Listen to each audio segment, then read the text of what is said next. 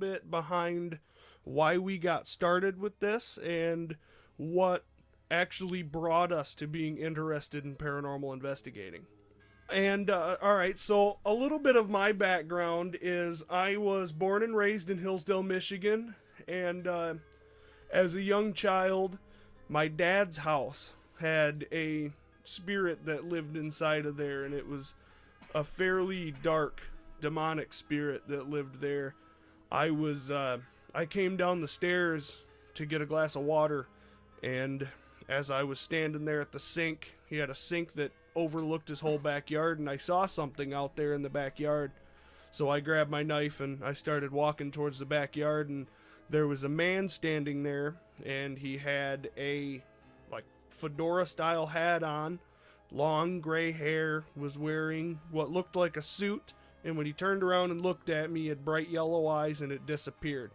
Now there are actual camera pictures from a Polaroid camera of this man standing in the house in the windows and like the whole 9 yards. Hey y'all, I'm Josh. I was born in Toledo, Ohio, and moved around a lot. Well, my reasoning of actually joining and becoming a paranormal investigator was, we moved around a lot. But one house, which was down in Shenandoah Valley, Virginia, was right next to a funeral home. Well, what would happen is my toys would roll out just playing with themselves, and my mom and my father used to actually hear me talking to someone. Well, nobody was there, but yet when they walked in, they could literally see the toys moving around by themselves. So, yeah. And then we got started watching Ghost Hunters on Sci-Fi Channel, and it looked like something that I could actually enjoy and get behind doing. The whole paranormal aspect of paranormal investigating is what thrills me the most. It's the getting in there and the doing it and the speaking and talking and getting the thrill behind hearing a noise that you actually don't know where it came from or what is there, or hearing footsteps or the whole, like, all of that. It's thrilling and fascinating.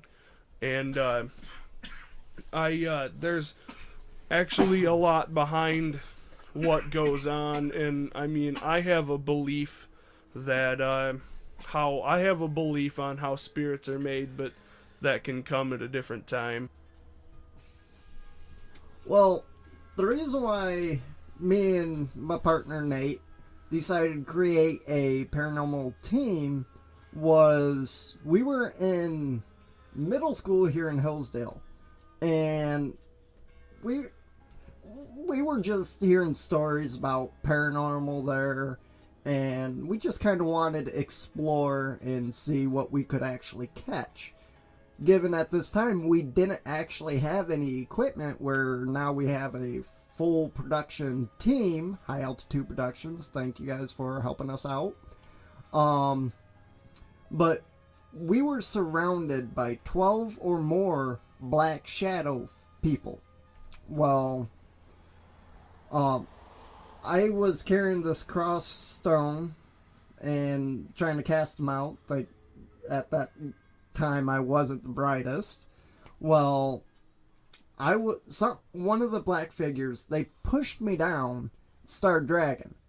Well, my partner Nate, he struggled, but he was able to get me up. And at this time, he was in football, so he was a pretty big guy. Yeah, I grabbed a hold of Josh's arm, and it took almost everything I had to pull him back towards me. When it was almost as if he was being dragged away, and it like, I don't like to gloat, but I look at myself as strong, and it took a lot for me to pull him back. He was on the floor. It took a lot for me to drag him backwards to get him back standing up. I would kind of like to talk a little bit about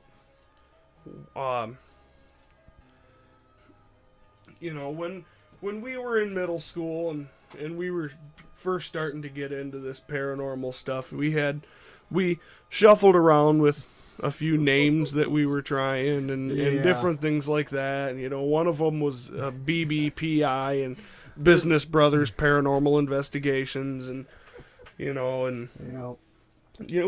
we had a few ideas that we were trying to do, but we were just screwing around and trying to do it on a cell phone and a $10 video recorder from Walmart.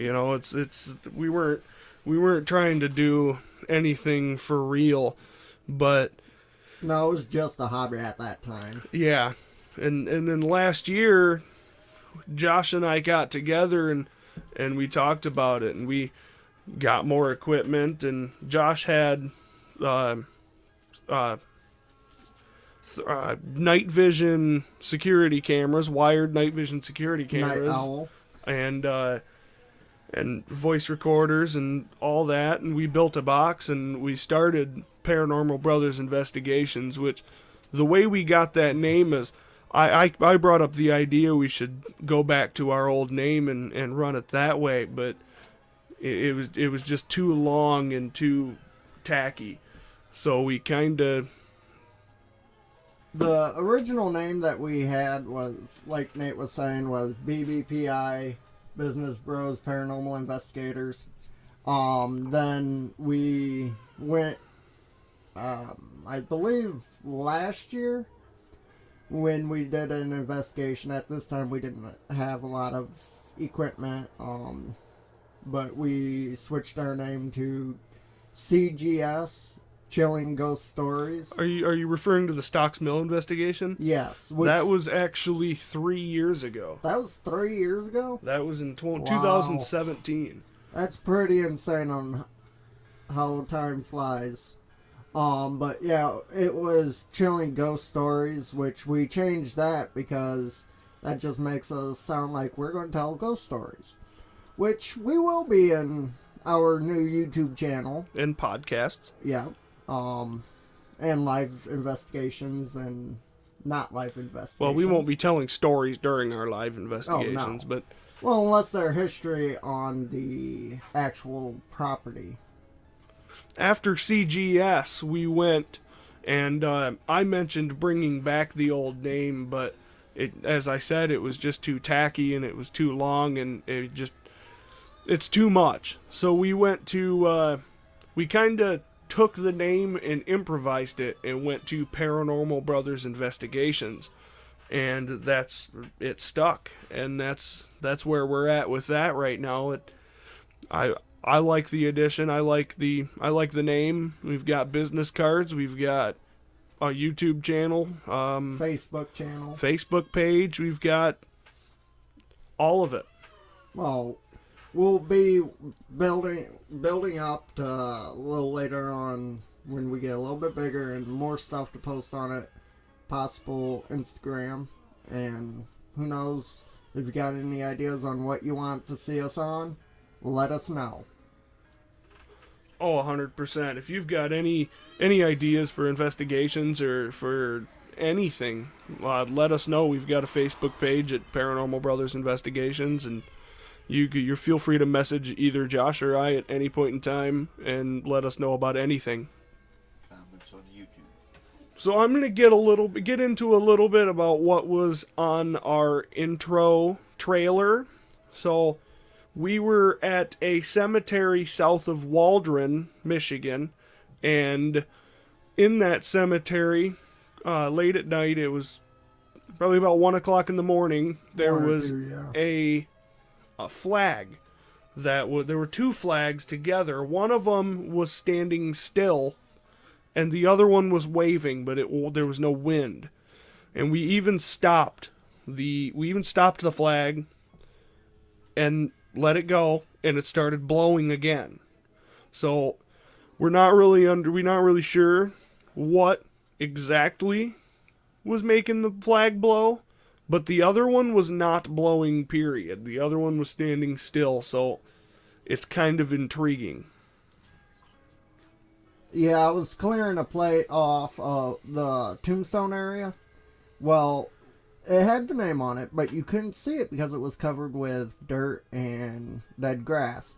So I was covering it, uncovering it, and the flag was actually starting to go a little bit quicker.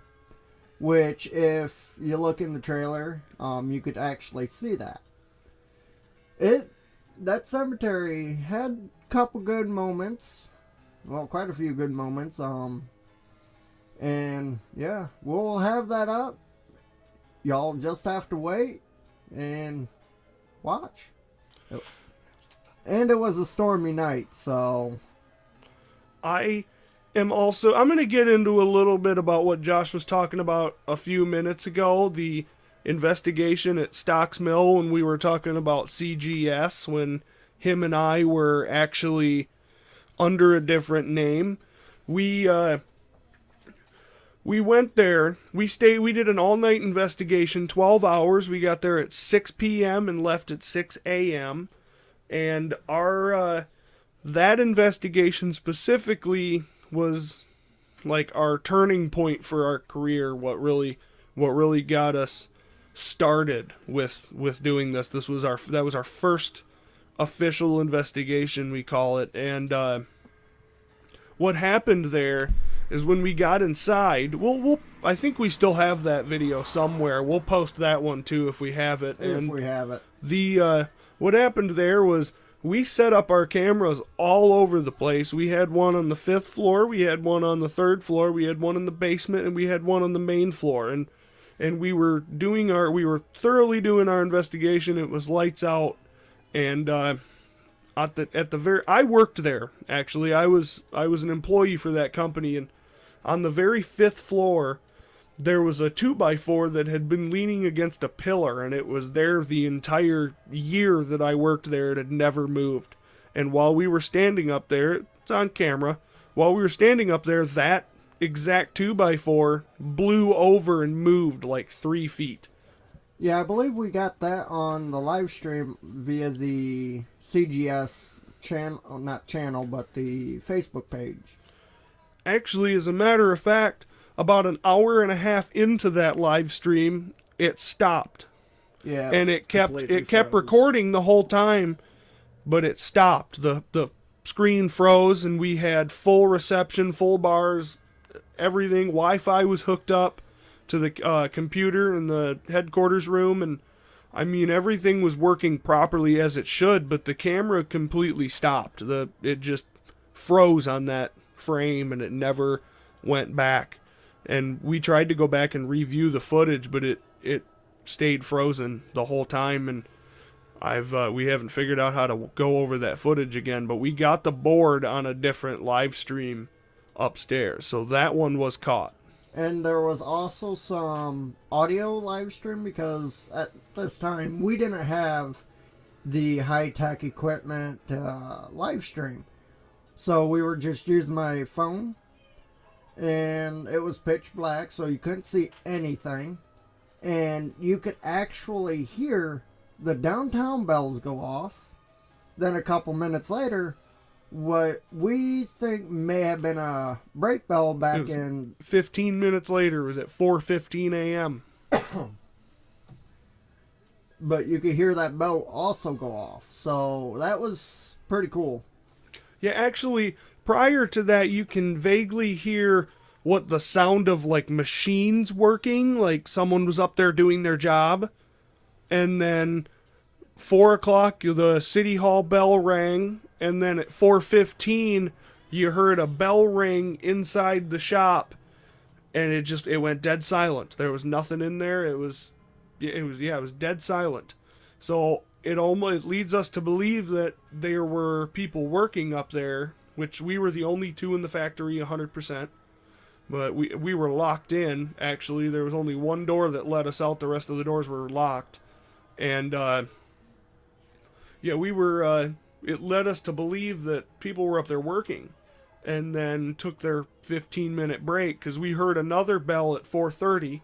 They took their 15-minute smoke break or lunch break or whatever, and then went back to work. So that was also quite intriguing. Yes, it was. And more to our YouTube channel, I'd like to give, we did an investigation back in July at Darkside Acres, and there's a lot of promise in that video. There's a lot of good moments, and we caught some good stuff on footage. Stay tuned and you'll get to see that video on our YouTube channel as soon as it gets uploaded very soon. Yeah, the first actual full investigation that you guys are going to see is actually the one that was in the trailer with the flags. So if you're wondering what's going on, once we get that uploaded, you can actually go in and watch the whole thing. And then once we get through the footage at Darkside, we'll be posting that as well. We have a couple of other investigations as well that we're going to post. One of them is in a factory in Toledo, Ohio, and the other one is at a family member of my partner here, Josh's house in Toledo, Ohio as well. Alright, so, I just want to get into, we got some investigations currently that we're looking into, that we're wanting to check out, and we're kind of scoping out. We do have one for sure, which we're going to keep a secret for now. You'll just have to keep watching our page and Facebook page, and we might have a trailer for that video as well. Don't know. So I'm gonna kind of just get into a couple things about what we do in our investigations and how we go about it. When we start with introducing ourselves and introducing the location that we're at and what we do. We pose ourselves an intro video, and once we get into there, we go inside, we set up all of our equipment, we get everything ready to go, and we do a thorough walkthrough, make sure there's no power, make sure we're all 100% ready. We got our cameras in the spots we want them. We got everything set up where we need it, where we want it, to have a thorough, safe investigation. And then Josh and I and our fellow investigators, we have a little chat, and we jump right into it. And we start in a certain location, and we go at it. We walk straight through. We do what we have to do. We talk, we ask questions, we locate the hot spots, and we start there. And when we're asking our questions, we ask specific questions based on where we're at and what the history of the place is. We ask certain questions based on that, and we go from there. We also, at the beginning of the video, what we usually do is add a little bit of history to what we're investigating. For an example, if someone tells us a certain spot usually has a black figure all the time, we'll let you know that. We'll go up to that spot and actually tell you, hey, according to people, there's a black figure here. Well, we'll also tell you the history behind the building itself. If somebody was murdered, did a suicide, or just some tragic event actually happened there. Basically, we'll let you know what we find out about the place, so that you're on the same page that we are, and that you can follow along right there what we're doing right there with us.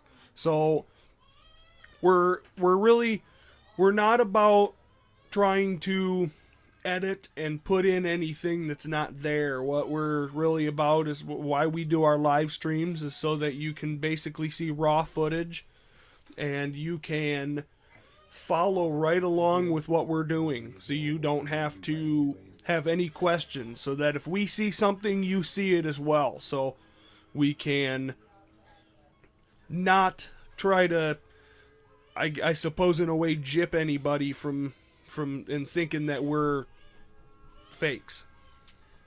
And if anybody asks, how do we know this is real? Well, we will have raw footage to allow anybody to see if they ask. And we also have what we will be posting uncut footage as well.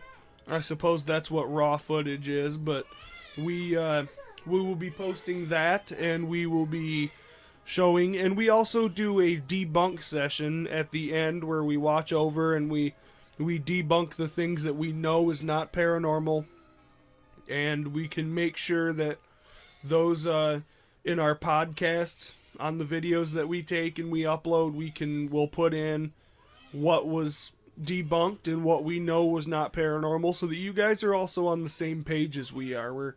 We're trying to keep everything professional and keep it all on the same page and make sure everybody is aware of what's going on and everybody is with us at that time. Now, the videos, they will be shorter than the actual investigation was. Therefore, you don't have to stay up 12 or how many hours we were there. We'll be cutting out stuff nothing that was worth putting into the video. Yeah, no one wants to sit and watch a 15-hour video on YouTube. That's just... So, I mean, at the most we might have 2 hours. At the most we might have 20 to 30 minute segment episodes of our videos and of our investigations. So, depending on how long it is and how much we capture, there might be 2 or 3 episodes on one investigation, but just for courtesy reasons, we're going to keep it at about 20 to 30 minutes per episode. And if you hear a voice in the background, that would be our producer, High Altitude Productions, Gene Stout, one of the co-owners. I'm going to kind of get into where we want to go with this, what we want to do, and how, what we're trying to achieve with this. And as far as me, I'm really wanting to achieve everything that I can. I want to get subscribers on my YouTube channel. I want everybody to be able to enjoy what we put out, because, you know, we're not really doing this for ourselves. We're doing this for all of you as well. We want you guys to be able to enjoy our videos and be able to watch them and experience what we experience. We do this for ourselves, but we do this for you guys as well, and we want you guys to be able to, you know, feel the same energy that we feel and you know, be like you're in there with us. So we're wanting to achieve as much as we possibly can with doing this for you and for us. Exactly. Now, there's a lot of different places here in Michigan and the surrounding states. If you guys are within 100 miles from us, even if you're not, feel free to comment down or private message either Nate or I on our Facebooks a place that, hey, maybe would be an interesting place to go. And if you have any way of adding the owner's, building owner or property owner's name and phone number, that would be even more appreciated. That would cut our time down by a lot. And if there are personal houses or like anything that you would like us to investigate, if your house is haunted and you would like someone to come and check it out, we are the people. Get a hold of Paranormal Brothers Investigations. We are your local tri-state paranormal investigators. We're not the only team, but we're one of the good ones.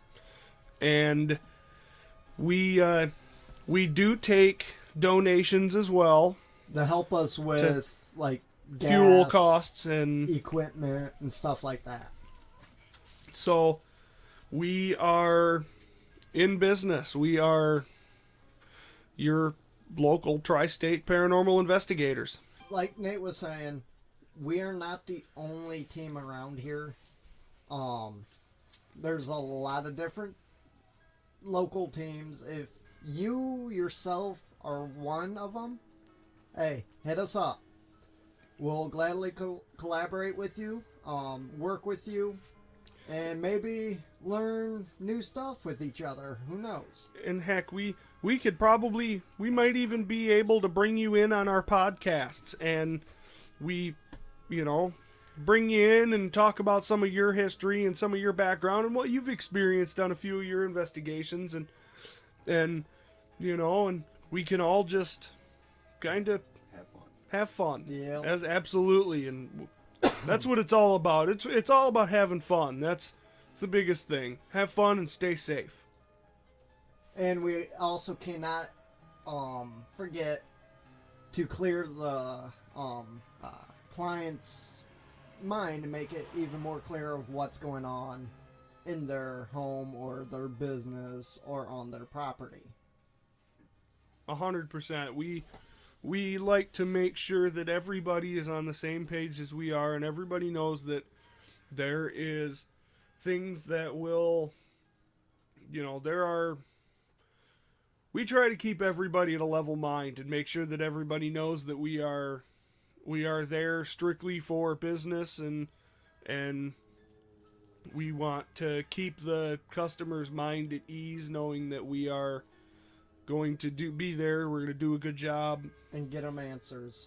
And absolutely try to get them answers. Yes, it may not always happen, but when it does, we most definitely are the team to be able to find them. You might see a couple of videos where maybe you don't see anything offhand, but you choose to, or something we didn't catch.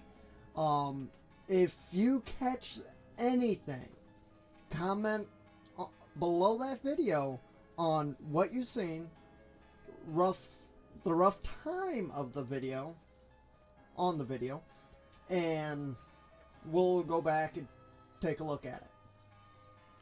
Oh, absolutely. If you hear voices, if you see a shadow that we didn't catch, yeah, please let us know, and we will go back over the footage, and we will let you know that you were right, or we will let you know that maybe that was something we already debunked, and you caught the same thing we did, but it's not paranormal in that instance. But most definitely, if you see something, please let us know. Now, I will let y'all know about, this is theoretically and how most investigations happen. You've got about 75 to 80% chance of not catching anything. It's just like fishing or hunting. Sometimes you have a good day, sometimes you have a bad day. And on them days that you do have good days, and on them time in that 25 to 20% chance that you do find something, it is exhilarating. It's a good feeling, and we would thoroughly like to share that feeling with you guys. Maybe you guys can watch and feel the same excitement and the same energy that we feel. Yeah. So I'm going to go over just a little bit of some of the equipment that we have access to, like the 4K night vision camcorder that we are working on our 4K live portion of that. We have access to a couple of Zoom voice recorders and thermal drones, and we have We have access to a couple of high-end DSLR cameras, and I'm pretty sure they have video as well. And we have our security cameras, and we have access to a editing company, High Altitude Productions. They do our video editing, and we have the podcast equipment and Thanks to High Altitude Productions. mobile TV that we take as a command center, and we have a DVR that records and shoots our footage or our cameras right to that TV that we use. Tripods. I mean, we have the whole 9 yards, and I suppose that's about everything that we have as far as equipment wise. I'm Nate. One more thing before we actually get off. We do plan on getting more equipment the bigger we get. That's all. So I am Josh. And I am Nate. Stay Stay spooky, friends.